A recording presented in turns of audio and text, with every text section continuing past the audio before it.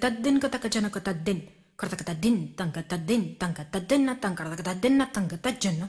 Takadin nam tadikotakajana kukupataketa kupataketa taddin katakajana taddin. Dana dana takete takete takete dekete katakatena dana dana takete takete takete dekete katakatena taktadim dim takete takete dim dim. Ça c'est de la transition. Bonjour pas Yann. de la traduction. Non, pas encore. Mais c'est l'objet du jour. Aujourd'hui, c'est vrai qu'on fonctionne dans l'ère de la mondialisation et il y a des procédés qui sont particulièrement utiles pour joindre des correspondants au bout du monde avec le son, avec l'image. Et gratuitement. Et gratuitement. Et par le biais d'Internet, notamment Skype, et ça évolue encore, c'est magique ça. Ça évolue et ce qu'il fallait arriver à faire et ce qu'ils ont réussi à faire là, c'est d'arriver à faire de la traduction orale instantanée dans une autre langue. C'est-à-dire où on dit instantanée ou à la volée. En fait, il paraît que c'est un vieux fantasme qu'avaient les Américains depuis la guerre froide.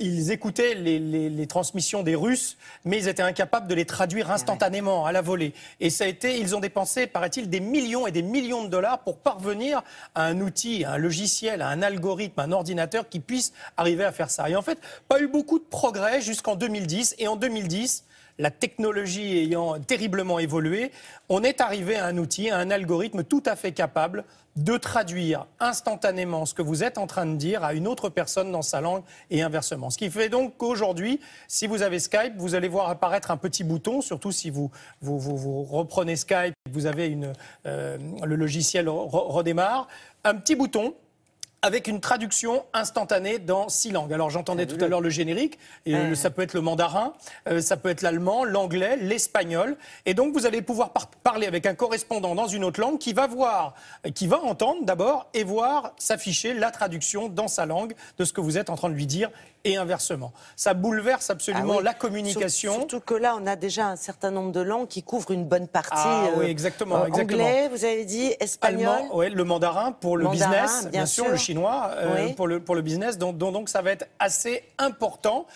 Et surtout, l'algorithme va s'enrichir de nos expressions, de nos accents, de notre vocabulaire, ce qui veut donc dire que c'est un algorithme qui va être évolutif entre ce qu'il est capable de faire aujourd'hui et ce qu'il sera capable de faire dans 1 an ou dans 2 ans. C'est rien. Il va encore s'améliorer. Nous sommes allés voir ça et vous allez voir, c'est assez bluffant. You are welcome to invest in French. Win the yes, need the no. Be you. Be proud of you. Good morning, I'm Katrina. How can I help you? Bonjour. Je suis Katrina. Comment puis-je vous aider? Ce qui se passe, c'est qu'on parle devant son ordinateur. Ensuite, ce que l'on a dit, c'est effectivement des ondes sonores qui vont être transformées et numérisées. Et on va envoyer ces ondes sonores dans le nuage informatique pour être capable de s'adresser à des très grosses quantités d'ordinateurs qui vont apprendre à la fois notre intonation vocale, donc notre façon de nous exprimer, éventuellement le petit accent qu'on peut avoir, et en même temps qui vont être capables d'enrichir la connaissance du langage en question. Donc on va améliorer à la fois la qualité de la reconnaissance vocale, mais aussi la qualité de la traduction. Ok, j'ai trouvé un hôtel 3 étoiles à côté de Victoria Station pour 80 € par Les ordinateurs vont apprendre au fur et à mesure qu'on va leur envoyer des données. En l'occurrence, les données, c'est notre langage. Et je voudrais connaître les choses à visiter. Hello Katrina.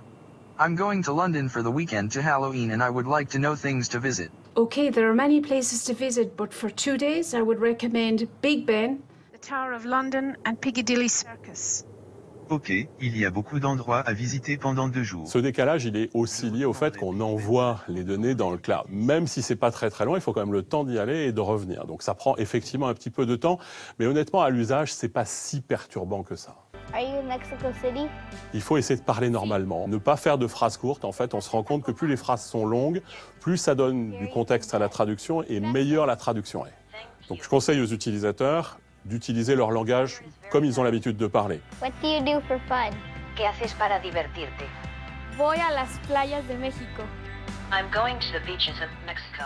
Donc ça s'adresse à tous les publics, aussi bien un professeur à l'école qui voudrait éventuellement avoir une discussion avec une école dans une langue étrangère, dans un autre pays. C'est vrai que c'est très enrichissant pour les enfants. Ça peut être évidemment utilisé dans un contexte business. A mí también. Me too. L'idée, c'est vraiment d'avoir un usage extrêmement large.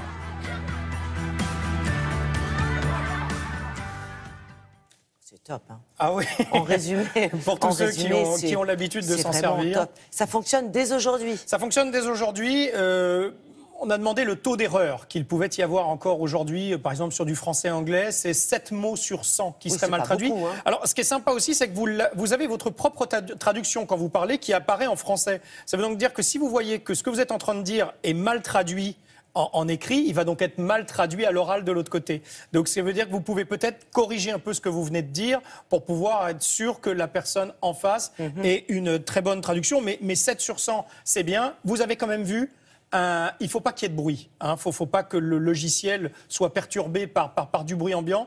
Donc c'est assez important. C'est comme un tournage télé, quoi. Voilà, exactement. Donc le micro-casque est recommandé pour assurer une bonne traduction. Et vous l'avez compris, une traduction qui va venir s'enrichir. Oui, et qui va être. C'est le début, là. C'est un peu les balbutiements. Alors ça a commencé déjà pour les Américains, pour l'anglais. Là, avec le français, c'est le début. Très bien. Et ça va s'améliorer. En tout cas... Moi, je trouve ça top, c'est tout. Pour résumer, en 3 lettres, hein, ça va faciliter la vie de beaucoup de personnes. Et pour le business, notamment. Et pour le business, notamment.